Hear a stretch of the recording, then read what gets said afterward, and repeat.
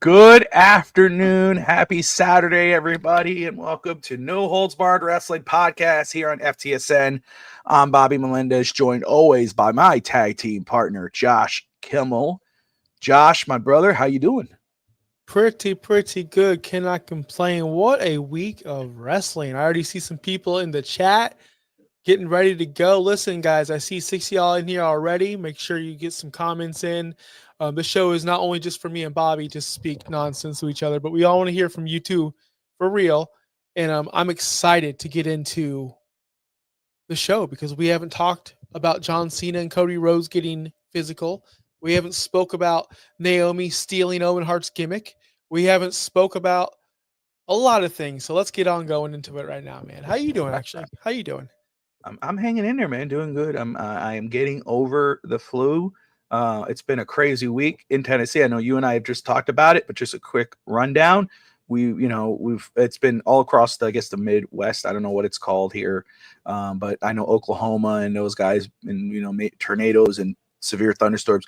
We've been having a lot of warnings. We had one touchdown on Sunday night, so it's been crazy. It was dealing with that. I literally stayed up the other night from dusk until dawn. It was crazy. That was the sirens would not stop. When I look at the tree, I was sitting outside today. It was the first real cool, and because when yesterday there was no storms, but it was hot, it was humid, there was bugs, it sucked, and that's not great ingredients for storms. That's great for storms, not great for us. It feeds into them. Today, even though there's a lot of storms in the area, we are actually on a watch right now. So if I blow away live on the show, realize what's the deal. But I'm sitting outside today, Josh. It's beautiful out, sunny, and I'm looking at the green trees, the green and yellow trees, and it's so bad that I've been watching so many radars. I actually paid $10 for a radar on my phone, and so I could watch this stuff myself. That I'm looking at these trees, and all I see is the radar. I don't see the tree. It's a radar to me. I see rain. I see thunder, storm. It's crazy. I was looking at the tree going, holy crap! My eyes played a trick on me. So it's been that type of week for me. The part of Tennessee you live is considered part of Tornado Alley. Is it considered? Actually, yeah, they've extended it, Anthony, to Tornado Alley. We're actually called Dixie Alley, but we've had so many in the last few years now that they've extended it. We're not like Oklahoma, where Oklahoma is like an everyday thing. Arkansas and all that, but we are now where it's we're always prepared for tornadoes. Obviously 2020 there was a killer tornado up in Nashville. It's about 30 minutes away from me. So yeah, we are considered a part of that. I think it's called Dixie Alley, but they've extended that to Tennessee now. But hey, dealing with the flu, been working from home. My voice sucked this morning. It's better right now, so forgive me. It starts to go out throughout the show, but hey, I didn't do my Dolphin show today because it's just been a crazy week, but I was like, not going to miss the wrestling show. It's in the afternoon, and I have fun talking trash and shit with Josh every week. So that's what we're going to do. There's so much to talk about wrestling wise, I'm catching up on oh my goodness, Dark Side of the Ring. I was a season behind. I know the new season just started. I'm not watching that yet. I'm a season behind on Dark Side of the Ring. I don't know if you followed up on that, Josh, at all. I watched last night what's it? Crap. I have not watched the scissor. much of anything. The scissors. Who's Hulk Hogan's best guy? friend? Scissor guys. Who is that? Oh my God! I can't. You know who? Anthony Bowens, Max Caster. No, Daddy Ass. You said the scissor guys. Somebody help me here. I can't believe my brain is so fried. Brutus the Barber Beefcake. It came to me. Brutus the Barber. I watched his story last night. I just love watching those shows, man. But the episodes are good. I mean, it is what it is. I know some guys don't like it, the wrestlers, because it talks a lot of. But I've been enjoying it. But been watching that. Obviously, Raw and Smackdown have been great. Let's catch up on Raw very quick. But anyway, forgive me. I thought you. Yeah. No, I just want to let everyone know. For once, I've watched at least a little bit of every wrestling show this week. Now, what that means is, last night SmackDown Live. Josh doesn't watch SmackDown on Friday Nights Live. Josh has a life. Josh is in bed by 8:30 on Friday nights, so I did not. But I watched every single important clip that there is to watch. Dynamite. I watched the most important stuff there is to watch MJF and Bobby Lashley. That story is intriguing me. I watched all of Raw, so you don't have to worry about that. I know everything that happened on Raw. And I've still, it is March 5th. No, April 5th. I have yet to watch a second of NXT. So my, it's not, my resolution's not really going there. Well, so. So I am prepared to talk any topic, whether it be the triple threat match on the SmackDown side, whether it be El Grande Americano being sick, or no, Chad Gable being sick and having a doctor's note. I've seen it all, Bobby. So where do you want to go first?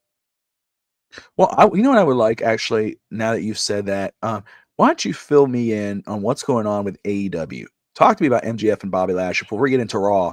Just All right. what's intriguing about that storyline, man? What's going on over there? Let's start with the biggest story in the wrestling world then. No, okay, here it is. So MVP, when he first got to AEW, handing out cards to pretty much anybody that he wanted on his team. And it was like, okay, it's not going to be usually when these kind of stables happen, and this might be a mute me if you have to, but let's just be honest. It's usually like, oh, the Hurt Business. Oh, we should pair Hobbs or just name any African American person into the Hurt Business or Hurt Syndicate. LWO that speaks for itself. Jade and Bianca. Oh, maybe they could add Naomi. It's always like I don't know why they do that, but they just do. So it's odd to see like an MJF actually considering it. And when MJF came out and said, I want to hurt people too, because he told him MVP, hey, you're not my friend. We're just going to be business partners. I'm like, let's go. This could actually work. Bobby Lashley came out. No, bro, this ain't it. Pretty much tore up his business card. Told MVP, we're not associating with this kind of guy. So I like where they're going, where MJF wants to be part of the Hurt Syndicate, and Bobby Lashley is such a huge presence. He's just like, nah, bro, we ain't doing this. So it's putting MVP in a situation where I want MJF here, but Bobby Lashley's my guy. So it's kind of intriguing to see the top star of AEW interact with the biggest, strongest athlete that they've ever had on their roster. Probably the most decorated professional wrestler they've ever had is Bobby Lashley. So it's cool to see top guys interact with top guys instead of top guys interacting with mid-card guys that we want to be top guys, such as Jay White and others. So I'm excited to see that for once. Swerve Strickland and Jon Moxley, I do not care. Until Jon Moxley his gimmick has changed and Death Riders are gone, I will never care about any program he's in. Swerve needs to take this title away from Jon Moxley. I think that pay-per-view is tomorrow, actually. Other than that, nothing else interesting in AEW. So I did see that, and everyone tuning in right now, thank you all for watching wherever you're watching from. We appreciate you tuning in. If you're watching anywhere other than YouTube, come join us over here at FTSN for the No Holds Barred Wrestling Podcast. Hit that like and subscribe button. DSG is in the house. Justin Toner of the Ruckus Podcast Network on here as well. Manzano, great to see you, Manzano. If you're watching, you need to reach out to Brett of Caneswear. Go to at Caneswear on Twitter, because you won their gift card on the episode that you were watching, man. I don't know if you saw that or not, but he told me that you have not reached out yet. So congratulations to Anthony Manzano, who won the Caneswear gift card, watching the Caneswear podcast here on FTSN. Nice. Caneswear guys, if you are a Miami sports fan of the major Miami sports teams, Dolphins, Heat, Marlins, Panthers, Inter Miami, go check out Caneswear at 2655 South University Drive in Davie, Florida. They got all the awesome gear. They're celebrating their 15th year anniversary. I think they got a 15% discount on all their items. If you're not in Davie, if you're maybe in Tampa like Josh, or Tennessee, Nashville near like me, or anywhere else, you could go to caneswear.com. They got great stuff.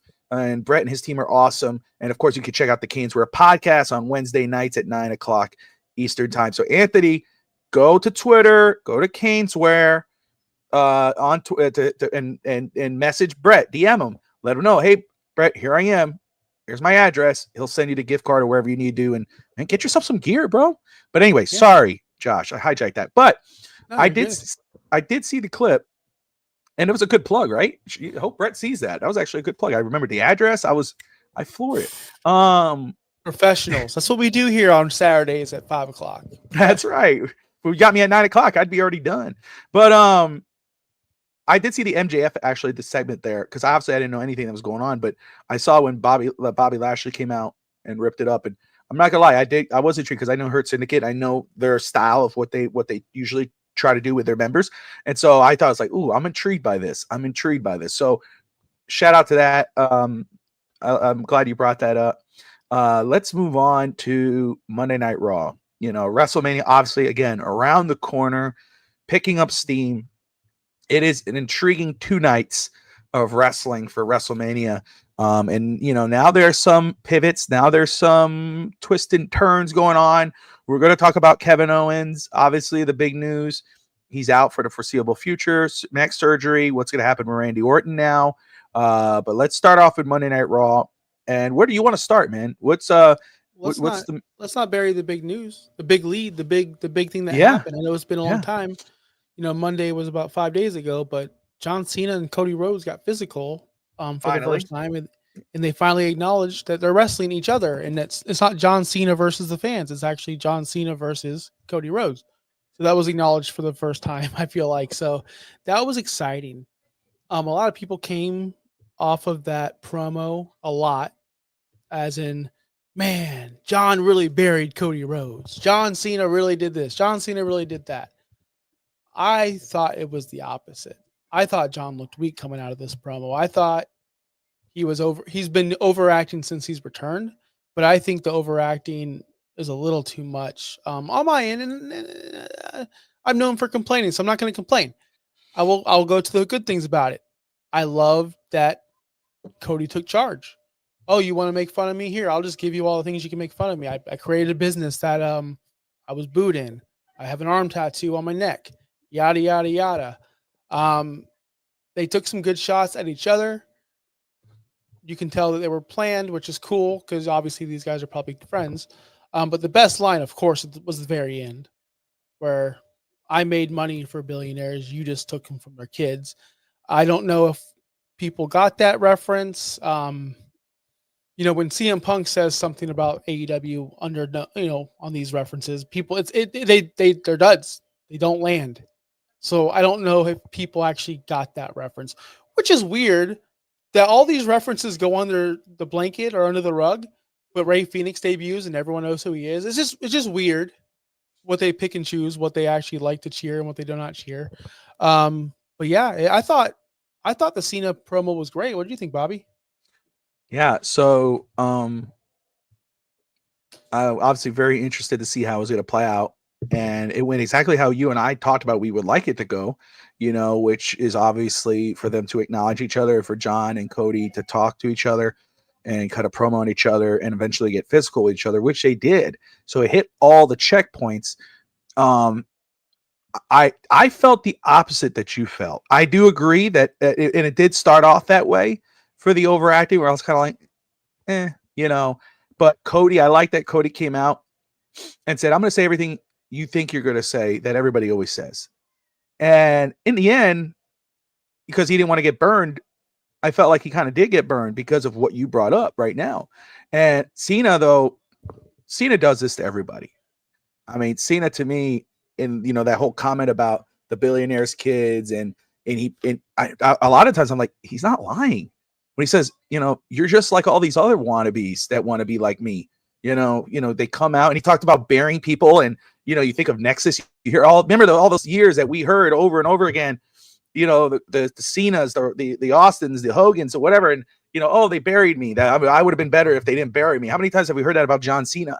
And Cena openly acknowledged it. And he used that as fuel for his character to say, you're damn right I buried you guys. Who are you? Basically, you can't match up with me. And then for him, you know, he tells Cody, you do the basic thing that all these other wannabes want to be. You know, you get music that people could sing to. You know, they're chanting. I thought Cena in the end came off very strong, and so did Cody. Cody did as well. And obviously, I like how it finished. It wasn't a back and forth street fight. It was Cena doing the heel thing, classic heel.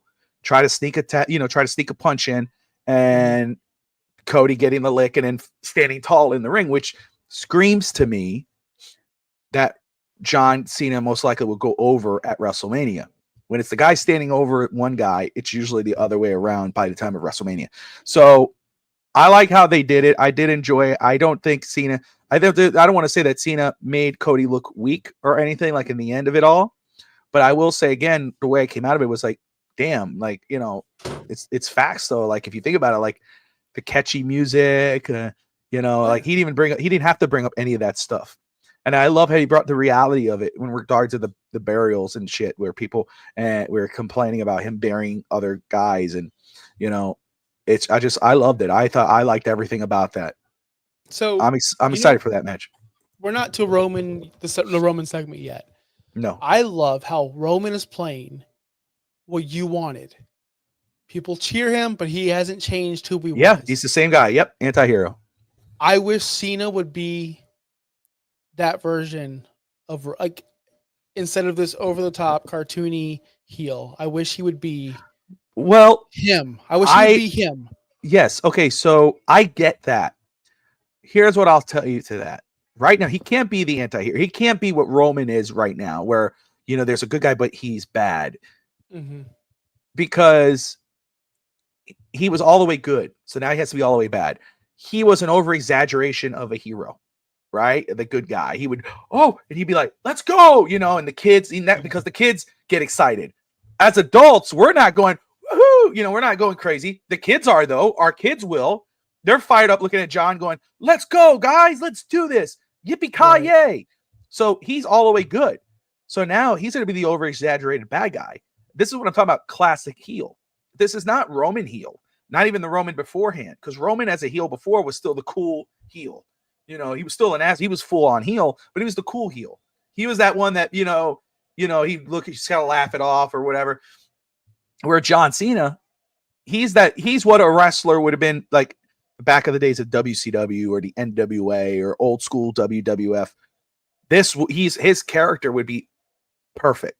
You know, it may turn us off a little bit because we're like, that's a little too much, you know, but to me, it fits who he is and what he is right now. I mean, if he would have gone Thugonomics John Cena, that might have been more up your alley.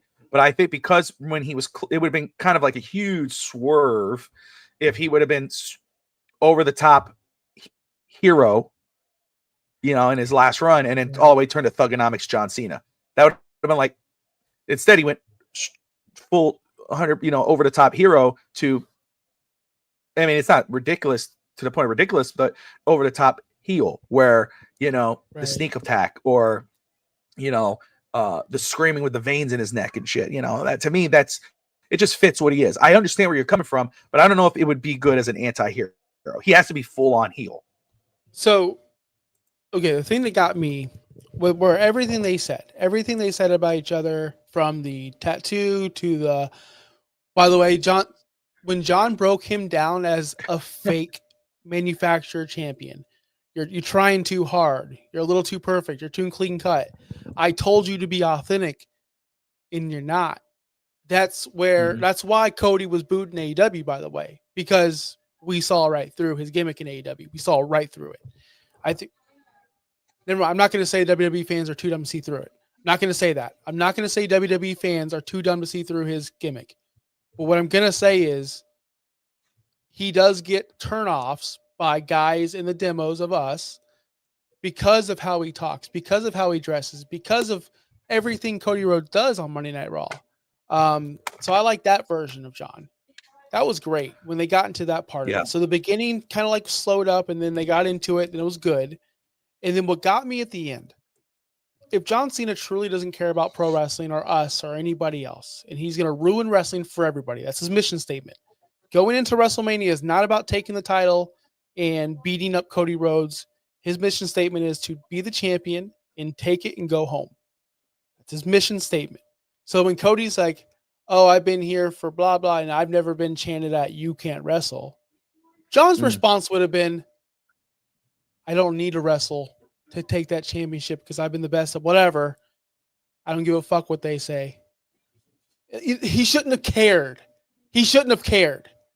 That's it. It bothers me that he cared. And I brought this up to Clutch on Thursday night, and Clutch made a great point, and I've still not turned around fully on it yet. Cody keeps on getting it to John Cena, like, you're lying to these fans. You cared at one time. Who are you? Who's the guy?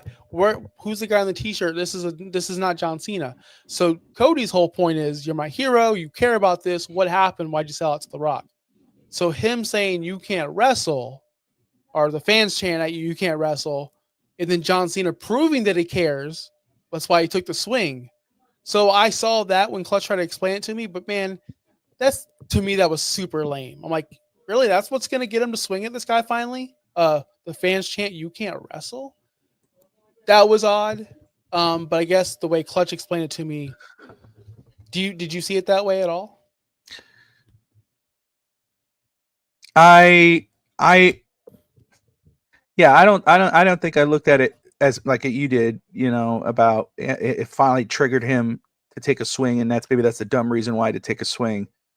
I just found it as the ultimate heel thing to do. Finally, is to step back in the ring and pretend you're going to fight, and then look like whatever, dude, turn around and then go for the swing. I found it typical. I thought it was the right thing because, again, I don't want to see the straight up brawl. We wanted to see something go down, right? We wanted to see them lay hands on each other, but I don't think a straight up brawl between John Cena and Cody would have sold. I mean, there's no real hate there compared to like CM Punk and Seth Rollins, or Roman and Seth Rollins, where like, oh wait, this, or right now, like real life heat maybe with Tiffany and Charlotte. If they were to have a brawl, you might lean in a little more because you want to see if there's any real live shots going in on those punches. Where John and Cody, you're kind of, if they start going into a full out brawl and they do the whole security running thing, you're not really like, you're like, you just want to see a straight up, oh, he misses, oh, crossroads, 1, 2, 3. And I want to bring this up because you and I kind of talked about this, but taking the title and disappearing is so dumb. I disagree with that. I really do. I think if Cena wins and takes the belt and disappears for a couple months and, or appears here and there, but a couple like Roman did, or, maybe they rerun that storyline kind of like what CM Punk did. I think that's better. It makes the title more. That's why everybody wanted Cody to win so much more too, because, we want the title back. The title has to be back on WWE TV. Cody is a hardworking champion. That's why. It was because Roman was hardly on TV anymore. He only showed up for the big pay-per-views. Brock Lesnar was the same way. The title means more when it's not on every goddamn show. Yep. I mean, my God, do we have to see the champion or the championship every show? Do we have to see the WWE undisputed title, the supposedly the biggest title in wrestling, on every damn PLE? No, it shouldn't be defended on every PLE. It should be defended on the big time PLE, just like the boxing championship. It's not on every UFC. It's not on every pay-per-view. It's on very limited events. That's the way it should be, and that's why I think it's better for Cena to win the belt, because then Cena now has a longer reign as a champion. Maybe he has a couple world title wins, and then he drops it at the end, and finally the reign of Cena ends, and Cena could turn into a face again and end at Ruthless Aggression. So I disagree. Anthony in the chat disagrees with what you're saying, and I'm gonna jump in. Okay, go ahead. I didn't see it. He disagrees that it shouldn't be gone for 6 to 7 months. Listen, it's not going to be gone in 6 to 7 months. But the thing is this, people. And maybe we all can disagree and come to some terms, but seeing Cody with a title every single week and having it defended against AJ Styles 3 months in a row in 3 different papers, it gets old. Yeah. When Roman was defending it once in a while, it made that match matter so much more. You cared more about it. Well, when it's Cody versus AJ Styles, he takes a break and then faces Logan Paul 3 weeks later. Then he faces AJ Styles 4 weeks later. Then he faces AJ Styles 3 weeks later. It's like, okay, how many times does he have to beat AJ Styles? We get it. He's not losing. Like, see, that's the thing right there. With Cody, every time there was a AJ Styles, Kevin Owens, whoever he was facing, you never believed he was going to lose. He goes solo. But when Roman was the champion, every time he defended the title, everybody found like, man, wait, maybe Sami Zayn's going to do it. Maybe Jey Uso's finally going to do it. Oh, wait, maybe Cody's going to do it the first time. It never happened. It made those matches mean more. It meant more for you to lean in and pay attention compared to, oh, here comes Cody versus AJ. Oh, that was a great match, but did it really, I mean, it was great with the spots, but did we really think that AJ was going to win? No, because Cody's defending it next week. We know he's going to defend it in 2 weeks against Logan Paul or whomever. It makes the title mean less. Why do you like? Here's my breaking news to those who are like, man, Anthony, but 6 to 7 months like Brock and disappear, and I don't like that. Why not? Like, you have to see the title. Isn't there other titles? Now you have the World Championship. Pay attention to that one then. If you guys care so much about watching a world title match, go watch that one. Because guess what? When that WWE title comes back on the line, it's going to mean so much more. Right now, it doesn't mean that much to me. It really doesn't. And it will mean more to me when Cody loses it, because I think it's going to mean more, because then all of a sudden John Cena is only going to show up for the special ones. We're all going to tune in to see it because we're going to finally want to see, I hope John Cena drops it to Randy Orton. I hope he drops it to CM Punk. Oh, man, I hope he drops it to Cody. Guess what? When that Cody wins again and Cody's on every goddamn pay-per-view, what's the fun in that? He's not going to lose it. Boring. I agree. The element of surprise has been taken away with Cody being champion. The chase is always better than the defending, right? The babyface chasing is so much more fun. So we need Cody to drop this title. I think Justin in the chat said that it's a 50-50, or he can see anyone winning. No. That one right there, Anthony. If you turn Cena heel and you make him lose his first match, you wasted everybody's time. Cena's not losing this match. Cena's going to be the champion. He has to be. There's no other way around it. It would kill Cena's run instantly. There'd be nowhere else to go. Because who would believe him? A non-credible heel. That's why heels always win at first. A non-credible heel is a Chad Gable, which is a comedy act, which is you lose all the time. A non-credible heel, like Drew's a difference maker. He loses a lot, but Drew wins a lot as well. But he didn't start losing until he was already established as a monster heel. John Cena cannot lose. He will be. Where would he go? I'm still mad. I hate you guys, so I'm going to face John Cena again. No, or not. Cody Rhodes again. No, that wouldn't make any sense. He's going to win. It's my lock of the damn night. It's my lock of the whole weekend. I don't see it going any other way. Can't.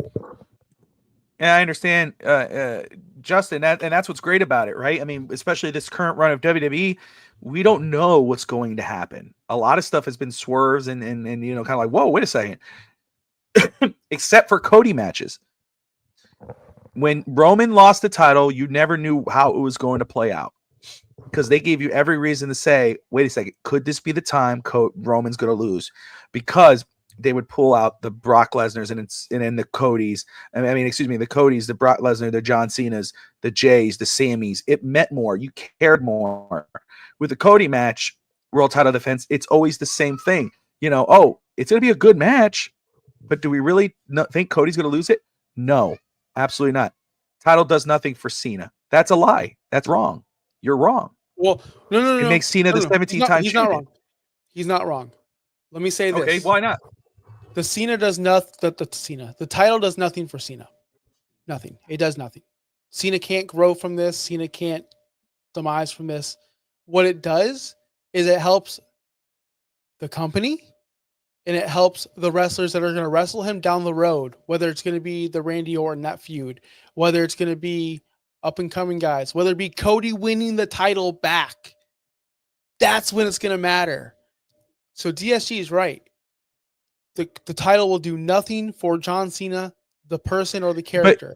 But I see everything again, for the company. First of all, it does everything for the company. What I meant was it doesn't hurt Cena, but it does help elevate it, because it makes him the legit GOAT in that opinion, because now he's the 17-time world champion. He has more quote unquote titles, even though that's not true, more than Ric Flair at that point. And then, like you said, it also, guess what? Now the CM Punk match is going to mean a lot more. The Cody match, when he gets it again, and it's not going to kill Cody. Again, that's another wrong thing to say. The loss will not kill Cody. Cody is the top babyface in wrestling right now, not just WWE, in all of professional wrestling. The loss will fuel Cody and will fuel his fans They'll want him to win it again. And so when John Cena shows up again on TV with that belt, if he wins it, guess who's the first person who's going to pop on TV and is going to get a monster pop? It's Cody Rhodes. Cody Rhodes' character and what he's built is not weak enough that one loss is going to kill him. And if it is, then WWE and Cody Rhodes have failed building the Cody Rhodes character. That's just what it is. And the fans will be investing in Cody getting the title back from Justin. There's Justin right there. Justin with the point right there. Thank you. We're right on, Justin. You and I, we see it, brother. We see it. So Anthony wants to know. There you go. Go ahead and read that. Josh, how do you make the title win for John mean a lot? Because we already know he's been chasing, breaking the record, and it's inevitable. How do you make the win at the title, at winning the title at WrestleMania shocking? How do you make it shocking? You don't make it shocking. You just have him win as a heel, whether it be Rock interfering, whether it be some other cheating ways. But that's the whole point of this whole Cena storyline is he doesn't care about us. He doesn't care about our moment. He doesn't care about our title. He doesn't care about the fans at all. I wouldn't make it shocking. I'd make it not boring. I wouldn't make it like boring at all. There'd have to be some kind of swerve. Cody would have to lose because either Dwayne or The Rock or whoever comes in and does whatever. But it doesn't have to be shocking. We know this is a sports analogy, but we know Alexander Ovechkin's going to break Wayne Gretzky's goal record if it already hasn't happened. I haven't watched SportsCenter all week. I think they tied it. I think he tied it. I don't think he broke it. Okay. But it doesn't matter if it happens in Ottawa at 10 p.m. on the East Coast or it happens in prime time on NBC. It's going to happen. It's going to be special no matter what. So I don't think they need to make every moment special. They didn't make Undertaker's last match ever special. It was just a cinematic match, which I miss those. Can I say that? I don't want to go too off on a tangent, but I miss cinematic matches. I thought they added to the show. That's it. That's all I have to say about it. Yeah, I thought they were going to continue trying to do something like that, at least a little here and there, especially WWE, because they could get away with it being entertainment. But yeah, they kind of went away with that. I know the rumor there too, DSG brings it up with Austin, because, Cody brought up that Austin used to babysit him. So like, Cody's going to come out. Austin's going to come out and save Cody. We'll see. I hope there's not too much. I don't want it to be like last year where, Austin would have been perfect for last year in the Undertaker spot. I would love to see Austin come back in one form or another in some fashion, obviously. But at the same time, I don't want to see him interfere in this match. I'll still pop because I do. I'm not going to, oh, here he comes. You hear that, you're going to go nuts. But the perfect time to do it would have been last year. Stone Cold comes out, right? Boom, gives Cody the fingers, stuns him. We got Dwayne, John, and now I'm down with that. Bro, I'm down with it. That's Bobby's Bobby's jizzing in his pants right now. Hogan comes out and he manages him. Oh, Hogan comes goodness. Leg drop on Cody, breaks his back. Stable name. Mount Rushmore or Rushmore. That's their stable name. Holy crap! I'm gonna do that WWE 2K25 right now. I know you are, bro. I'm gonna send you the picture. I'm surprised you already have it, brother. Wow, I love it. John Cena, Hogan, Austin, Rock. We're done. Wait, Charlotte Flair, because there's 5 members. I'm gonna put Charlotte in there too. We don't need to get to her, but we will. We're gonna get to Charlotte. I am going like this. I want to talk about Charlotte, but. Oh man. Oh gosh. Anyway, so we'll get to that. But let's continue Raw very quick. Jimmy Uso versus Gunther. Before that match, we did see Jimmy smack the out of Gunther in the back, which was straight up. That was and that tells you Gunther, he don't play. Like he probably told him, smack the shit out of me. Do it. Yep. And you can kind of see his face. He kind of looked like he almost kind of like he went, because that was a legit, like Jim. I hope Jimmy never has road rage, and I hope I'm not the one who does it, because that will hurt. Thank God I got a beard. It might deflect a little bit, but legit. It works like that, but yeah. But I'll tell you, that segment was what that feud needed. Oh yeah. That Jimmy, like, that is as real can get. It brings out the emotion of it. You give a damn about that moment. Now you want to see Jay topple the giant, basically. I mean, he basically murdered his brother in front of him, bleeding, and it was like, I mean, and WWE went and bladed. I mean, Jimmy bladed, and it was, but it was the right time to do it.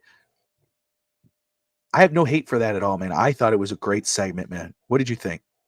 I thought it was a segment that we needed. It's a segment that in DSG we'll get to the who I think is going to win this match.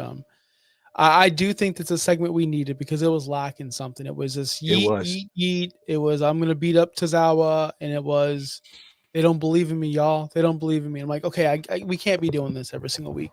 So this was good. This has changed my thought. The triple threat match on night one main event has changed my thoughts on who's gonna win this match. I don't see them taking this title off Gunther for many reasons. I don't think Jay's ready. Even though they made me want Jay to win a little bit more on Monday night, and that's what that segment was meant to do. That segment was to make us want to cheer for him more. He can't get any more over. But at the end of the day, it not main eventing the show, it not being the last match, that's taking so much interest away from me. And what are we going to do? 30 minutes of just celebrating Jey Uso's win? And then the next match is just going to suffer from it because the fans can't keep up from that match. Like, that's just going to ruin the flow of the triple threat match is ruining the flow of the entire night one. And I don't know how they're going to recover for it. I don't know. So as much as I would love to see Jey Uso win the title, just to win it and to have that moment, I'm with you. I'm at the point where it's like, I'm not going to be disappointed if Gunther wins because it's not going to surprise me. You know, I'm not this segment that happened on Monday night was exactly what it needed.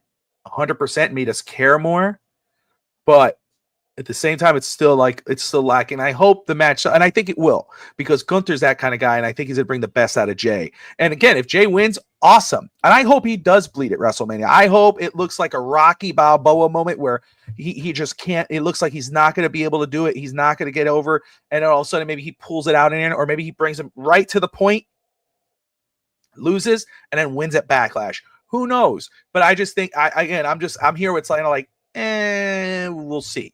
The triple threat, that's going to happen at the main. I think Gunther's bleeding, by the way, guys.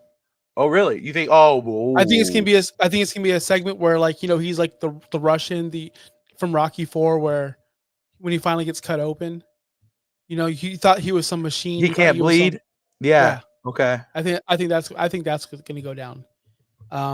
If I think Jay's gonna win this match, but man, how much more awesome would it be is if he wins the title, they're yeeting after the show, we go off air with that. Instead, we're going to start with 20 minutes of it. And then when Jey Uso wins 20 minutes later, we're going to do 20 minutes of celebration. So we're going to dedicate 1 hour of yeeting to start the show. That doesn't make sense to me. It's going to deflate the rest of the damn crowd for the rest of the night. It's going to be crazy. I really don't know how they're going to do it. Unless Gunther wins, then it doesn't. And then it wins, and then it doesn't. But I do, though. I understand that, obviously. That title match, especially, and I think both title matches should main event.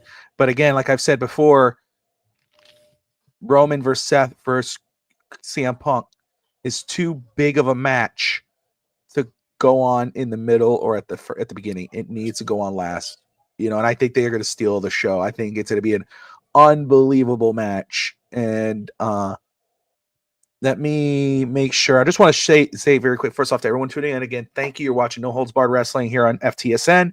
Like and subscribe. If my power goes out, if I disappear, there is a I don't know if you all could see that.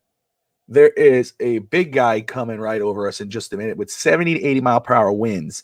Ooh. And it's caused widespread power outages in Dixon. So just in case my power goes out, Josh will continue to show until at least maybe I could bring up my phone and try to wrap it, or not wrap it, but come on and keep talking. So just in case. Thank you, Justin. Appreciate you.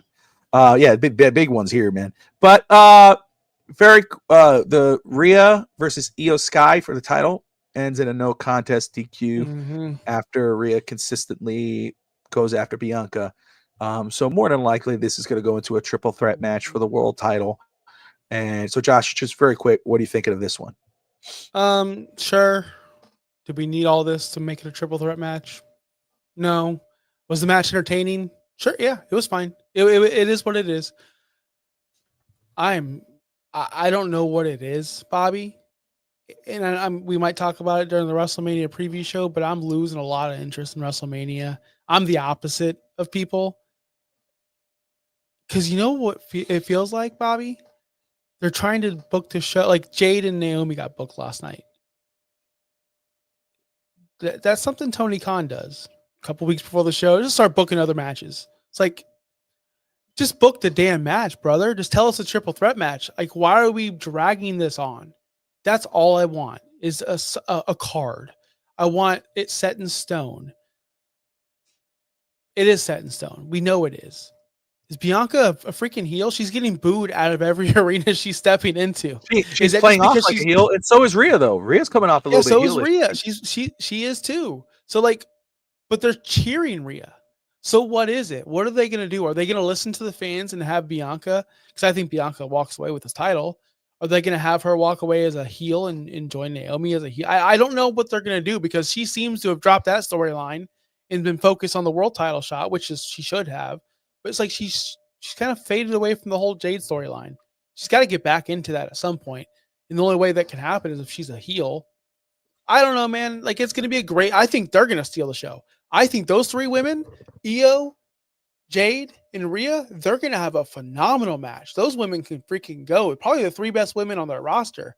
So I'm excited for the match, just not for the build. That's just me, though. Okay, so that's what I want to clarify too. Is what you're saying is you're cool with the card. You're not cool with the build with some of these matches. It feels like it's just. It looks like it's being thrown together when we know it's not. I will say I think Io comes out of this. I think she's been the afterthought in this match. That I think she's a sneak and win it and come out on top. And you're probably gonna have Rhea and Bianca feuding right after. Just what it feels like. Moving on to SmackDown very quickly, Jade Cargill and Naomi. We knew this match was going to go down. Shout out to them, though. Round of applause. They are the first non-title women's match in WrestleMania history. Really? They are. And I saw that yesterday. Shout out to them. And rightfully so, they should be. I mean, first off, Naomi, again, is just freaking killing it with the heel turn. I love everything about it. I care so much about her character now. Because, like you said, man, I mean, whatever her character was in WWE beforehand, it was like, oh, Naomi, it's fun. The glitter and the glow and the neon and all this whatnot. And then it's over. Now it's like, damn, dude, she is playing this off so well. It has been awesome, and this is going to rub off on Jade really well. And Jade's been doing really good, and I'm very excited for this match. I really am, and I'm glad Bianca has nothing to do with it currently. She will eventually. Maybe when Jade gets her victory over Naomi, that's when Bianca's going to come out of nowhere and be that. We're moving on to SmackDown right now. Let's just get into SmackDown because that goes down. And I know you brought it up a little bit because you see it feels like it looks like it got thrown together very quick, but it's not. Where are you on the Jade versus Naomi feud and going into WrestleMania? You're going to be shocked, guys. I couldn't care less. Yeah, I know. I couldn't care less. Here it goes again. That's the T-shirt. We need merchandise. I could care less about this match. That's the new shirt and Josh is just going to go like every time. Just put it up. I couldn't care less because this isn't. Okay, I will say this. I watched the Naomi match, her little segment. I love her look. I love her freaking look with the hairs going crazy, the new the caution tape. Like people want to make fun of, like, oh, she stole that from Owen Hart, whatever it may be. I don't care. I love the look. This is what I wanted when she came back. When she was in TNA, she crushed it in there. She crushed it. She was doing great work over there. She comes back and she becomes the token loser again for months and months and months. And I said it on the show to you, as you've already referenced. So this is great. But is it a case of a little too late for me? Probably. But I'm actually going to give it a chance. And it's not because of Jade why I'm, or it's not because of Naomi, it's because of Jade why I'm uninsured. I just don't, I need to see more from Jade. And maybe we get it. Maybe someone said it in the chat, I forgot who it was. We can literally see Naomi put off a good match with Jade. We could do it. Let's see what happens. Has Jade been training? Has she been getting better? Is this going to be a 3-minute just whatever match? I don't know because Jade's still such a rookie. She's such a, has she improved? That's the thing, Bobby. Has she improved? Not really. She looks great. She looks like a fucking star. She Jade? looks like a yes, but has she improved? Has she done anything to when she beat up those male security guards on Friday night? They were jumping out of the ring to help her. The enhancement talent was helping her. She was barely touching these guys, and they were overselling, which good on them. They're trying to get over. But she looks so bad doing it, and I'm sorry. I'm sorry. I need to see more improvement from Jade. She looks the same from day one to freaking day whatever it is now. And I've seen all of her matches. I've seen every match. I think that's why she's, even though Naomi is perfect as a heel, and I think Naomi's going to do great afterwards, and I hope she stays that way, because we're so used to, and I just said this, it's the first women's non-title match at WrestleMania. Which is crazy to say, because how far the women's division has gone lately, how much it's grown in wrestling, that it means more. But still, this is their first non-title match. And maybe that's why you don't care as much, because of that. Because maybe if there was a title involved, maybe you care a little bit. So hopefully these two have a great match where then it's like, okay, we could do this a little more often, because the women division does have a lot of great stars in it that they could do this. Jade Cargill, though, even though Naomi's the heel, and that's perfect, I see the comments, I hear what you're saying, especially with the ring. There's only a few people, you think of John Cena, who I mean, John has had some of the best matches in wrestling, Shawn Michaels or whatever. But they joked about it on Monday night. They said it, you can't wrestle. We know John can, but at the same time, though, he could get away with not being the most spectacular guy. Cargill might be better as a heel. When you're not that great in the ring, a heel is better in that scenario. You could get away with a lot more. You could be a little more like Brock Lesnar. He could wrestle. Brock Lesnar is obviously, but when he came, he is if he was a guy who couldn't, his character, that enforcer, that type of thing, that's perfect for a guy who can't do it. Brock can. We know he can. We've seen it. Yep. But the 1 or 2, 3 moves, bam, 1, 2, 3, done, or Goldberg. You know what I mean? That's perfect for a type of heel. Not much a babyface, because then you start hating on the babyface and now you're working against yourself. But if you're a bad guy, you want people to hate you. So how much are you going to hate them if you're just coming in doing 5 moves and winning? I see it's getting there. So first off, yes, Jacob Fatu will wrestle LA Knight for the U.S. title at WrestleMania. That should be great. I'm intrigued though how that's going to play out with Solo, because obviously they're going to hold off on that possibility. Is it the new bloodline that interferes in the John Cena match, and then The Rock comes out with those guys and they interfere with Cody? Is that the part? I started thinking about that lately. Before we'll wrap it up with but let me ask you this: did you get to see any of the Rey Fenix stuff? I'm glad I'll say you're wrapping it up, brother. I'm not wrapping it up before we get to Rey Fenix. I'm not. I want that full match. There's just so much more to talk about. All right. So if you don't like AEW, you've never seen AEW before, what you saw on Friday night, no, it's not good or bad. It's just what I viewed. I'm not saying good things about Rey Fenix or bad things right now about Rey Fenix or Nathan Frazier, because he was involved as well. That was if you have a Coke on ice straight from McDonald's and you taste it right away, that's the AEW, right? Like boom, boom. If you want flippy stuff, that's AEW. We got the watered down version of AEW with Rey Fenix. Someone almost got their neck broken. There was a few botches, and we saw a lot of flips, and I enjoyed the hell out of it. I'm not saying nothing negative about this match at all, but Rey Fenix needs to work safer. He's not known as the most safest worker. He's very, very flippy floppy. The very end finish needs to look cleaner, as he probably knows, because Nathan Frazier's shoulders were clearly not on the mat pinned 1, 2, 3, but it is what it is. But I liked Rey Fenix's debut. As Justin just said, it was a great debut. I am not a Rey Fenix guy. I said this on Thursday night. I've always liked Penta from day one. The first day I saw him in AEW, the first time I saw him in being the Elite, I was always a Penta guy. Rey Fenix, to me, I didn't get his character. I didn't like him. He was the weaker link to me, but he was actually the more popular one throughout his whole career in AEW, at least.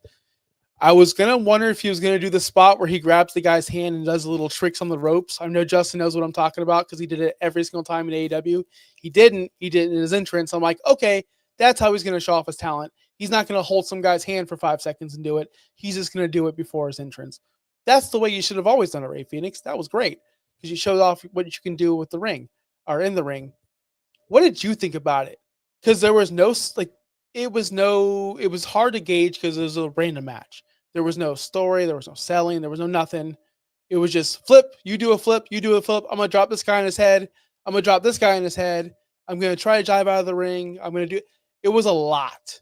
And I enjoyed it. And Bobby can't hear a word I'm saying, but this is fine. I'm talking to you guys. Justin, what did you guys like about this match? Because Bobby's not listening. Bobby's out. Oh, no, it's probably a tornado, guys. Let's be honest. And I hope he's safe. He's probably listening to an alert right now. Sorry. Yes. I'm in Franklin. So just let me preference that. I'm about 25, 30 minutes away. There's a tornado in Nashville. So I'm 30 minutes away from Nashville, but there's a confirmed tornado. And so we got that 70 to 80 mile per hour winds going on. So my wife came in. I heard them all yelling out there. And that's why I had to turn my mic off because I'm like, I was about to yell at him. But my wife ended up over the door and I'm kind of like, I'm doing a show. But she's like, look, it's like I'm like, what? So she said that the chairs, my basketball hoop went down and all the stuff is flying out there. So that's I'm like, okay. I'm like, so I'm just making sure on my phone that I see it over, but I'm 30 minutes away. So, but still, we're getting some major wind down here. So if I go out, Josh has it. I'll be back once I know I'm not flying off. Maybe I'll get back on the stream as I'm flying in the air. But anyway, sorry. Maybe you'll be Rey Fenix. You'll be doing a hurricanrana in the midair while you're doing the podcast. But I want to get to this. I want to get to Justin real quick because I feel like I'm coming off as a hater of the debut. I'm not. I thought it was. I think they need it. I just want him to be safe. He almost killed Nathan Frazier, dude. He dropped the man on his freaking head. And Wade Barrett even said something about it. Like he didn't have time to tuck his neck to protect himself. So he needs to get better. The reason why he's injured all the time is because of the dumb stuff he does. Be safe. Look at Penta and what he's doing and mimic that. You don't need to be crazy. The WWE fan base will be perfectly fine with 1 or 2 flips, 1 cool Hurricane Rana. You don't need to do everything. I do like his new finisher, by the way. I like that finisher. That's all. It was a good match. Bobby's gonna take an F5 for real. God, it's so morbid. It's so bad. It's like, oh shit. No, but all you can do is laugh. Forgive me. I'm reading the comments and I could hear you barely. I heard about the botches a little bit. I will say, I think first off, he was very emotional after the match in regards of the dream. I don't think Nathan got hurt at all, which shout out to Nathan for hanging with him. I think that was cool. I think that was great for Nathan Frazier to show that he could be in that kind of spot with someone like Rey. Rey, obviously, I don't know if you brought up the AEW thing about how, what you brought up earlier. I don't know if that was before the show, but I think Rey did good. I think the problem with the botches is just doing a little too much. You're trying to do too much because it's your first time on WWE TV and you effed up a little bit. And hopefully that gives him an idea because I think Rey, if you listen to the veterans, Shawn Michaels, Rey Mysterio, all those guys, less is more. You don't have to do all those crazy things. This is not AEW. This is not in AEW, you're paid for spots. Who has the best spot? Where in WWE, it's storytelling, it's longevity, it's a good match. Sometimes it's not a good match. Sometimes it's more on the story. So I'm not really. Sorry, guys. I'm not too concerned about it going forward. I think though it was, you know, trying to show off a little too much. There was a lot of cringe moments for me where I kind of but a lot of times though it's like, hey, at least I know you can do it. Try to do it a little better though. Don't try to kill him. You know, Yeah. Josh, you're Josh's character is the hater. That's his character. I mean, I'm not. Listen, guys, it can't. If you want seriously, if you want us all to just be No, Justin's saying you're testing fine. You these don't guys sound like off, a hater. I don't think Josh sounds like a hater. But again, he's a fan. Everyone's a fan, and if you're a but here's fan, the you have thing: a right to people not like dislike. and people are going to compare it to Pinta, which is unfair because they built that Pinta debut with Chad Gable as like someone's coming, right? They built something like you're going to get a mystery opponent. With Ray Phoenix, there was a couple of vignettes, but it was never like, watch out, you're going to get a surprise. Nathan Frazier, watch out, you're going to get a mystery opponent. Like the build was totally different to their debuts. And one was on USA Network and one was on Netflix. So that's also a bigger situation. I just think that to compare the two is unfair. With Pinta, we see a clear path where he's going, and it took a little bit to get there, but he had clear feuds from day one with Kaiser and Pete Dunne and now to Braun Breaker. It's going to be much harder to get Ray Phoenix over like that because he just no disrespect to Nathan Frazier. That was his SmackDown debut as well. But in casual fans' eyes who don't watch NXT, the only reason why I know Nathan Frazier is because of WWE 2K. I don't watch NXT. I don't know Fraxium. Heard of them. They're a tag team on my universe mode, but I don't watch them. I don't know who they are. That's my first time ever watching. He's the guy I drafted in the mid rounds of my GM so I could save money. Like I just need a roster filler so I get Nathan Frazier. That was my first time seeing him. So in the casual viewer's eyes, all we saw was a squash match that went 9 minutes. That's all we saw. With Pinta, we saw a legitimate Chad Gable competitor in Pinta win that match. So his match was way more important than Ray Phoenix. So let's see what they do now. What's next? Because that's all. That's all. No more hate. Can we get some hate on Charlotte? Can we talk about Charlotte before we get blown away? Yeah, no. I mean, well, very quick. We'll wrap up. Yeah. We got to talk about. All right, that's Rain. Sorry, I just want to make sure. I got Charlotte. Miro's coming back. Well, very quick. Kevin Owens. Oh, he's God, out. We have so much. Yeah, there's I think at least 3 more stuff, guys, and forgive us. And I'm gonna try to get through this without dying. I'm just playing. But Kevin Owens comes out, and now it came out. First off, it leaked before, which sucked for Kevin Owens. He wanted to say it to the fans, but of course, we'll have to beat him to the punch. But he some kind of severe neck injury where he has to go to surgery and be out of wrestling, which really sucks. He can't wrestle at WrestleMania, which has been a long-term story build with him and Randy Orton. So we were waiting for that payoff. And, again, you can see how much it means to him. He got a main event WrestleMania with night 1 with Stone Cold Steve Austin. He gets to wrestle Randy Orton. He's done so much. And now, of course, he can't get to wrestle Randy Orton at a WrestleMania. That sucks. The big question, which Justin just posted there, as I bring up, is now what happens to Randy Orton? One thing I really loved, he RKO'd Nick Aldis. Obviously, Nick Aldis, former TNA champion, NWA champion. We wait to see what happens there. Obviously, we know Rusev is going to come back soon. Does Rusev plug in and play for Randy Orton? What do you think they're going to do with Randy Orton? Man, what can you do? Is there anything? You're the booker. You are Josh Kahn, okay, or Josh Levesque. All right, you got to find a match for Randy Orton. Man. What would you do with him? It's so difficult. It's so hard because, people are talking about Aleister Black in the chat. You can't put him against a guy. It's so difficult, Bobby, because there's nowhere for him to go. There's no room for him anywhere. If you had Sami Zayn in this story whatsoever, continued in the story with Kevin Owens, maybe you could have plugged and played Sami Zayn in there. As in like Sami, because my whole thing was if Sami's going to tease this thing with Kevin Owens and they're never going to, we all thought Sami was going to come back, and I thought at least Sami was going to come back and have Kevin Owens win this match. That was my prediction. I don't know if I said it on this show or Real Talk Wrestling, but I'd say I think Sami should come back and help Kevin Owens beat Randy Orton. That's the direction I would have gone if he was at least involved or hinted towards this match or this program at all. But now what do we do? There's nothing for him to do. Obviously, there's no story. I guess I don't know where Nick Aldis is in as a wrestler right now in his career. I don't know how much people would care to see that. I mean, it would be cool. But I think he's obviously still in great shape. But I think what you can do now, even though they don't really do that anymore, is Nick Aldis.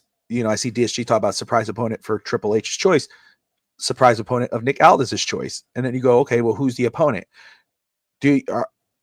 Randy is not Seth Rollins, where you could afford Seth Rollins to lose at WrestleMania. Randy Orton probably was going to come out on top against KO, and so if you put him against Rusev or Aleister Black, do you want to really have them come back only to lose? Cat for life. That's a great answer. I don't know where Bronson Reed is. Bronson Reed would be a very good opponent, surprise opponent. But I heard he's coming back next summer, I think. So is there anybody on the roster that there's plenty of matches I'd love to see, Bobby.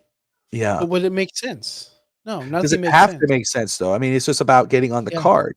When Bobby Lashley lost his match, they didn't just say, "Okay, Bobby, wrestle some random person." They said, "Bobby Lashley, you're in the battle royal." When Bray Wyatt passed away, because that was going to be his match. Yeah. I mean, they didn't just say, "Oh, well, we got to find something for Bob." I understand Bobby Lashley and Randy Orton are on two different levels. I get that.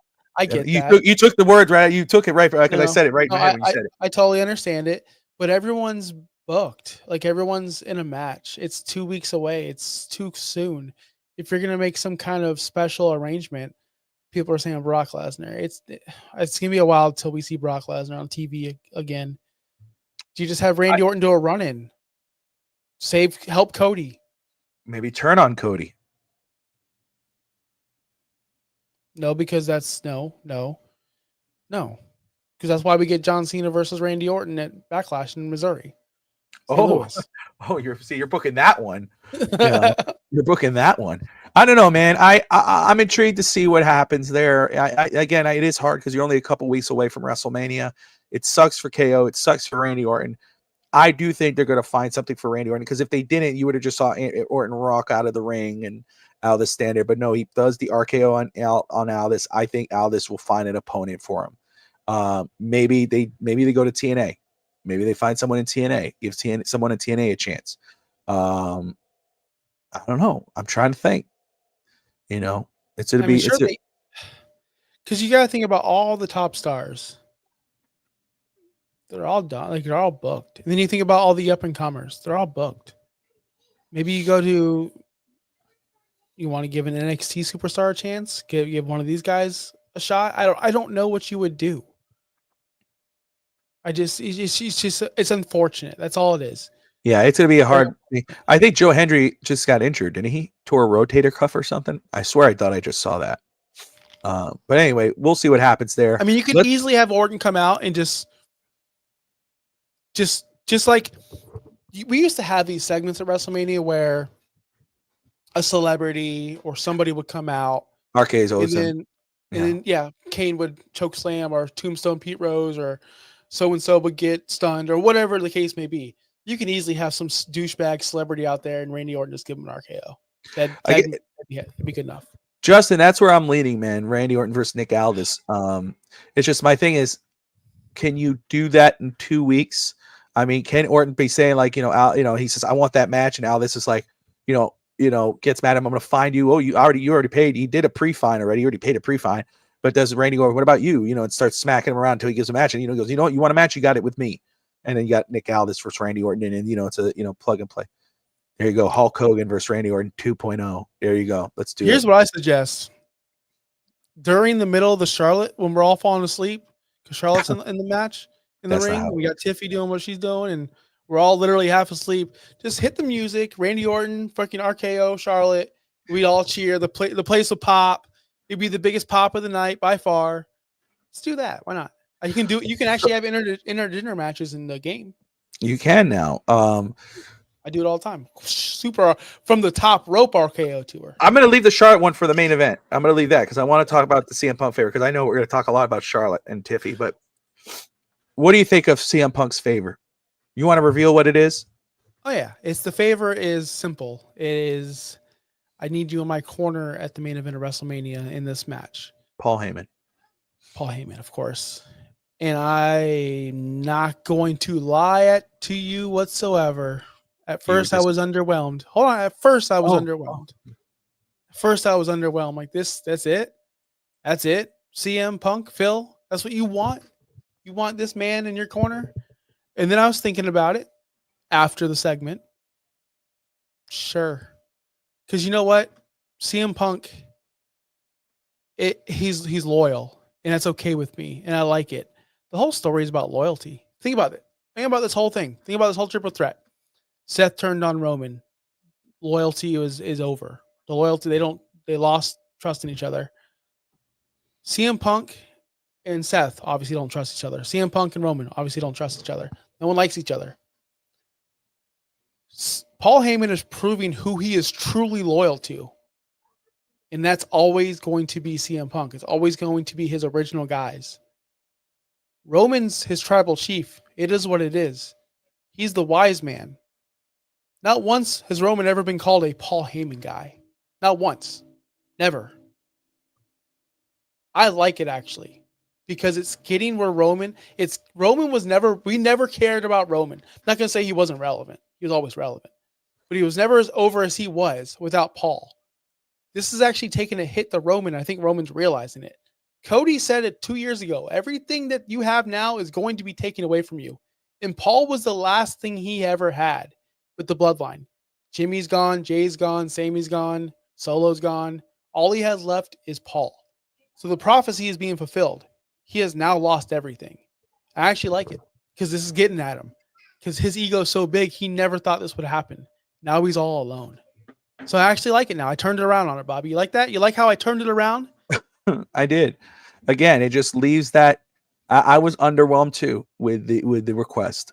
Because it was like, you're going to be in my corner in WrestleMania. And I was kind of like, that's it. I'm like, all right. But then you start thinking about, okay, but how's this going to affect that? What's going to come from this? Does he betray CM Punk? Does he betray, Anthony, I think, brought it in there. Does he betray Roman and CM Punk? And maybe is it Seth? It's like there's so many things that could come into play. It's just more about this story with anything that's associated with Roman Reigns or where you just have to wait and see. Just wait and see what's going to happen. Let it play out. So I'm going to give it the benefit of the doubt. Charlotte and Tiffany. Let's wrap it up with this. Gosh. So they, for several weeks, have been going back and forth in promos and video conferencing. And it's come to a point where I was reading. I didn't really see too much of it, be honest with you. But I know that there was like one segment where they were like you and I talking to each other. And Charlotte supposedly killed her on the mic or whatever. And, hit below the belt and buried her. And so you see last night, these two are in the ring. They're in there with Stu Bennett. And it got personal very quick, with a little bit of the shot, so much so where it was very cringe, a little bit. It was because it was a little too real. It was a little too real, Mm-hmm. And which, again, I think that's fine if it's Charlotte. I will say, so with the fans booing her and it looked like it got to her, which is like, right? I mean, which is crazy to me because you're a vet at this point. This shouldn't get to you. This shouldn't make you tongue twister, This shouldn't bother you as much. And obviously it did. Because, sometimes like, okay, is it an act? Is it this? Is it that? I'll tell you when I knew it wasn't an act. First off, when, they went way off script. That's when I saw that at the end too. But I'll tell you, I realized it got off script or that it was real when how Charlotte closed it. When Tiffany was talking and Charlotte started making the squeaky voices, which is kind of like, what are we doing here? Where are we going with this? She goes off script, or she starts making fun of the squeaky, and then Tiffy, you see Tiffy kind of, and I guess it was already off script by the beginning, but then that's why Charlotte got in her feelings, started doing squeaky voices. And so then Tiffy comes out and goes, yeah, you know what? You might be 4-3 at WrestleMania. You might be one of the greatest of what all this, but you're going to be like what you are in real life. You're 0-3 out of the ring. So in which, of course, if you're not familiar, the day before, Charlotte was on a talk show. Again, I didn't see that. I just read about it. Charlotte was on a talk show where she was crying, talking about, she's divorced again. She divorced Andrade, and, she said she failed again. And so she got which is, hey, that's personal life shit. Hopefully she's doing okay, and hopefully, whatever. But I don't mind real life being brought into a thing. I liked it when Seth did it with Matt Riddle. I think that brings it more reality to it. I'll tell you what, as much as a cluster this was, it made me want to watch it a little more just to see if there's going to be any live hits. And so what I was going to say was, when she started doing sweet voice and she goes, you're 0-3, like you're going to be 0-4, like you're 0-3 outside the ring, some shit like that. And then she went, woo, and ran out of the ring because Charlotte was smiling, and then also you could see the smile stop. And then Charlotte goes, but this is when I realized that, okay, this was real. And then of course I'm like, damn it, Charlotte, like, you might be A+ in the ring. You might be a good, you could kill, if you follow that suit of what your dad was, just talk as if you're greater than everybody else and just fucking live with it. You obviously let it get to you. And obviously that's something you need to work out, because when she goes, and is that why Kaiser's in my DMs? I don't care. Like, I think, and I'm a Charlotte fan, right? That everybody knows that, but I see, like, Anthony says, that he was worried about Tiffy on the mic yesterday. I think Tiffy held her own. I think, again, it wasn't great for either one. It wasn't a good look for either one, but I think Tiffy did very well for herself, considering I think Charlotte came off really bad, and it showed that you should have the mental down on this already. You don't. So I think DSG is right on. I'm going to tell you this. I'm going to be watching WrestleMania, watching that match very interesting, because Charlotte's done that she did it to oh my gosh. Like she did to Rhea. Maybe Rhea. I feel like she did. But who was it? It was oh my God, the UFC fighter. Who am I forgetting here? Ronda. She burned out Ronda in the ring. She made Ronda look like a fool at WrestleMania. So I believe that she might try to do that to Tiffy. And so Stratton's going to have to bring it, and she's going to have to hang, because we know Charlotte can. We could say whatever we want about Charlotte Flair, but in the ring, Charlotte is one of the best. She's one of the best athletes. She looks like she's slimmed down too. I don't know if you guys have noticed that. I think she looks. You think so? Right? Am I? No, she looks sick, but that's not. I mean, I don't want to. I'm not trying to be bad about it, because she looked a lot better before she left, and to me now she looks a little thinner. But I do think. Yeah, she has wind. She could burn you out. So she's gonna have to bring it, dude. But anyway, it made the match more intriguing. I know in a very ugly way, it was an ugly segment for me. Charlotte did not look good at all. And I don't know about the Ozempic train, but what do you think, Josh? Obviously, about the segment and about how this match is now. Do you think it could get a little too real at WrestleMania? So I don't know about it getting too real at WrestleMania. I don't. It would add to the match because they definitely need it. This says a lot to me about Charlotte. This run that she's been on since the old administration's been gone, it's exposing her. It drives me crazy how fans will go right away to Mercedes Moné has been nothing since leaving WWE. She is a failure. She can't do this. She can't do that. She's embarrassing. Charlotte has been all of that plus more since her comeback without Vince. And you can't tell me any other thing, because she has been bad. She can't cut a promo without getting confused. She comes out and gets booed when she's expecting to get cheered. She looks lost on night one. last night when they were booing her and she wouldn't talk because she doesn't know how to handle this. Perfect example. They're in Chicago, one of the rowdiest crowds, obviously one of the smartest fan bases in the entire country, right? They were doing the England Roman Reigns or CM Punk when Rollins was talking, because nobody gave a crap about what Seth was saying. Seth was talking. I didn't care. You didn't care. The people in the chat didn't care. The fans there didn't care. They just wanted CM Punk. What did Seth Rollins do? He played into him. I want to know what the favor is too, because they kept on. He was talking about their history and this and that, and all the fans were, we want to know the favor, or whatever they were chanting. What did Seth do? He heard them. He said, I want to know what it, and they shut up. And then he continued. That's a professional. Charlotte, when she gets off script, it goes sideways here, sideways there, and no one knows what's happening, and she can't handle it. She can't do it. She doesn't know what to do. So I don't understand how you people, no offense to anyone, not just you people, the people on Twitter and the people on Instagram or whoever, message boards, right? That's still a thing. Reddit. Oh, she's burying Tiffy. Tiffy doesn't know how to respond. Well, brother, how would you respond when she's going off script every goddamn night? Sorry, but how would you respond? How can you respond? No, I don't. As much as you go, damn, that's below the belt. Again, what can you expect Tiffany to do if Charlotte's been doing that? And again, Tiffany won that because Tiffany was able to handle it. She did have the crowd on her side. She did call her that, I'll give a point to Charlotte because she did, brought it up.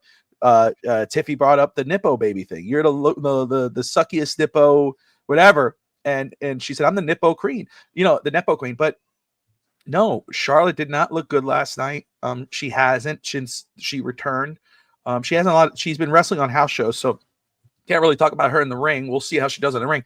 But I think somebody needs to sit her down and tell her, first of all, remember who the hell you are, in regards of, don't let it bother you. Look like you just brought up Seth Rollins. Look at Cody. Look at John Cena. Look at Roman post tribal chief when he was the post big dog, when he was the tribal chief, because when he was the big dog, it would bother him too. But look what he is now. He doesn't give a, and the fans could take over on one. He'll look in whatever, so there's something. And that's why somebody, whether it's her or it's Paul Levesque or whomever, they failed the character right now, or they're failing the character, because stop pretending you're a babyface. You're not a babyface. The fans don't want you as a babyface. You're a heel, and you should be the condescending prick heel that you are. That's what they see you as. And it's, like your father was. And the fact is, you're worse than that, because you are what people call a Nepo baby, right? Nepo, whatever you want to call it. You should ride that train. You're damn right. And you know what? I'm better than that. I'm this, that. Charlotte literally said, what do you guys want me to say? Yeah. When she said that, brother, that's what I knew. She's not cut out for this era anymore. Honestly. But here's the thing. Dirty Dominic rides, he knows how to handle it.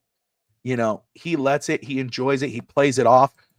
Charlotte legit look lost. It's like, can you go off script? There's obviously she needs the script. She needs to stick to the script. Do not go off script with her. She will derail. She's not John Cena. She's not Seth Rollins. She's not Roman Reigns. She's not Becky Lynch. You talked about it last week, man. What would Becky Lynch be in this situation? Do we really need her? Last night showed you need Becky Lynch, because she could handle this like nothing. She did not know what to do. That's just said. I'm gonna leave this. And then we'll log off. This is my last statement. So if you wanted blonde versus blonde, right? You want a bombshell or whatever. If that's how it was being talked about, you need the blondes, right? If you needed that, if people wanted that, would you? It's like too under pressure here. Hey man, too real. Close to home, bro. Would you be? How interested would you be if it was Liv versus Tiffy? very interested. Liv knows how to manipulate a crowd. Liv knows how to react to a crowd. Liv knows how to get booed. Liv knows how to be a see you next Tuesday. This would have been so much more fun if it was Liv and Tiffy than what You we just have now. hope, and I think you and I talked about this, but I hope, and I think it will, just because of who they are, unless it gets too personal. I think it's gonna be a great match because of who they are. They could make it a great match. They're both great in the ring, and obviously Charlotte is Charlotte, and Tiffy is showed, man. She could do it. I just hope that it doesn't get to a point where it's like, because the story has sucked. So you hope the match saves it. And I hope then they move the fuck on. Sorry. I hope they move on. And I'm sorry. Yeah. That was a slip. I apologize. I push Charlotte back down the card, brother. Like Charlotte, dude. Charlotte, again, make her a heel and plug and play other stories. Bring other stars up. She could do it. She doesn't But it's belong. like you need to move her around, man. They got to I thought they should. They had a perfect opportunity to repackage her. And like I told you, because you were saying, man, look at those pictures. I don't know what the hell they're doing with her. Her face is. I was like, oh well. And they supposedly it was a rebrand of a character, and I was like, oh, maybe she'd come back like her dad, but it wasn't. So we'll see what goes down there. Tell you what, man, wrestling's a lot of fun. We all know that. It's so much to talk about. One thing for 100, yeah, she did it. She did great. Tiffy did great. Shout out to Tiff. Raw, Are they supposed to SmackDown. dress the same though? By the way, the exact same I think it's multiple times they've done that already. Like they're color coordinating. Like that's what I'm saying. Like, how real is this getting? Because it's obviously they're going with it. For the network FTSN, tomorrow I'll be back on live with maybe my voice will be. Hopefully my voice is good. It's good right now, but in the mornings it sucks because I've been sick dealing with the flu and all that. As long as the house is still standing, God willing, it should be. If the threat I think is over, I am going to go assess what the hell happened outside. I know they're waiting on me, but 11 o'clock Eastern in the morning, guys. OTC, not Original Tribal Chief, on the clock. Miami Dolphins draft show with Josh Wingate and Coach Vogel live. We're going to be talking about the Dolphins meeting with two Texas prospects, quarterback Quinn Ewers. I'm probably butchering that name. Ewers. Thank you. Thank you. See, Josh is there to back me up. Ewers and defensive tackle Alfred Collins, which is more intriguing now because Calais Campbell re-signed with the Arizona Cardinals. So what happens with Miami's 13th pick? Do they go to need and go out, force themselves to draft the DT? Do they reach for a Kenneth Grant, who's good, but still, Mason Graham's probably the one I'd probably be okay with at 13. Other than that, you can wait. Or do they go and they still go get it? Maybe a top corner like Will Johnson, or do they go Ashton Genty or whatever? We're going to talk about all of that tomorrow. I will say, and Josh is reacting because he is a fantasy football guy. You catch Josh. Josh, plug your show, man. Talk about that. I was about to. If you're into rookies and you're into dynasty content or you're into fantasy football at all, every single Friday, Fantasy Now Plus here live at noon during your lunch hour. So make sure you check that out. We do have a Discord that we do plug often. I don't know it because I'm an unprofessional person. No, I don't have it on me. But if you want it, reach out. We can definitely give you it. We do mock drafts every Wednesday, and then we talk about that mock draft on Friday's show. We broke down the rookie running backs, part one. We're going to have part two. So we'll be talking about the secondary backs. We talked about Ashton Genty, talked about Cam Scatterboo. We talked about a lot of professional running backs. That's why when you said Genty to the Dolphins, I was kind of like, I think I'd rather have somebody else. But we'll talk about that, I guess, on the OTC show. Yeah. And which, Josh, I'd love to have you on that one. You're always on point with a lot of the stuff you say. But what's I going to tell you? And also, I don't know if it's been announced yet, but I'll ask this, and you probably know, and you could tell me if it's not, and we'll wait until it is. But you guys are going to be doing almost, I think, soon you'll be doing a 24-hour stream, right? Yeah, we haven't announced it yet, but we will be doing a 24-hour stream. It's going to be next month. We are going to be going from 8 p.m. on a Friday to 8 p.m. on that following Saturday, straight through. It's going to be streaming on this network and, of course, on our own YouTube page, fantasynowplus.com or Fantasy Now Plus. and we'll be raising money for charity. Hopefully, we have some great guests already booked in the fantasy community. That some that you know for sure. We will be having a Scott Fishbowl representative on the show, and very big things happening in that community over there in Fantasy Now Plus. So Awesome, if you like man. fantasy Fantasy football. Now Plus. Yeah, and eventually fantasy sports. Those guys are killing it, man. I love what you guys are doing over there. And again, and then for the NFL draft, like this 2 year, we're going into our third year now. We'll be live for the 3 days, the start of the draft till the end of the draft. Hopefully, when Josh comes on, he doesn't end the show early like he did last year on Saturday. Around 4 days. He's like, I I'll pulled talk to you guys later, brother. Yeah, so it's not worth it when I'm not here. Hangs up. But yeah, so we'll be live every day of the draft. So make sure you hit that notifications bell and join us. McD says Cena as a heel is getting really good. He might win the title. It will be interesting to see, in my opinion. Awesome, great McD. I'm with you, brother. But anyway, guys, thank you all for tuning in. We appreciate you as we always do. We'll be back next Saturday with a brand new episode of No Holds Barred Wrestling Podcast. If you love the draft and football, I'll see you tomorrow. Until then, later.